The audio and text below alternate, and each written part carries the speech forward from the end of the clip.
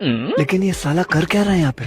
યો માસી તમારો પંખો હારો થઈ ગયો. શું વાંધો હતો પંખામાં? અરે એ છે ને તમારા પંખાના વાયર ને છે ને ઉંદરડા કોતરી ગયા હતા. ઉંદરડા કેવી રીતના કોતરી કહેવાય એને? ઉંદરડા તો ઘરમાં છે જ નહીં. અરે માસી ઉંદરડા વાયર ને કોતરી જાય પછી એને કરંટ ન લાગે, કરંટ લાગે એટલે મરી જાય, એટલે ઘરમાં ઉંદરડા નથી દેખાતા. ઠીક, હવે તો પંખાથી રૂમ ઠંડો રહે ને? અરે માસી તમે જયારે આ રૂમમાં આવો ને ત્યારે છે ને સ્વેટર પહેરીને આવજો, ને પછી આ પંખાની ઠંડકથી તમે જામી જાઓ. હે, કેવી વાત કરે છો તું? અરે માસી તમે કેવી વાત કરો છો, પંખો કેટલી ઠંડક આપે, એસી જેવી તો ઠંડક નહોતા આપે ને. હા હા, હવે કેટલા થયા? 500. 500 રૂપિયા?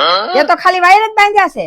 અરે 10 રૂપિયા. મને ખબર જ હતી માસી કે તમે છે ને પૈસાની બાબતે કાક તો ઘોટાળો કરશો જ તે, એટલે મેં છે ને મેઇન સ્ક્રૂ તો લગાવ્યો જ નથી, એટલે પંખો જો ક્યારે પડી જાય મને ખુદ ને ખબર નથી.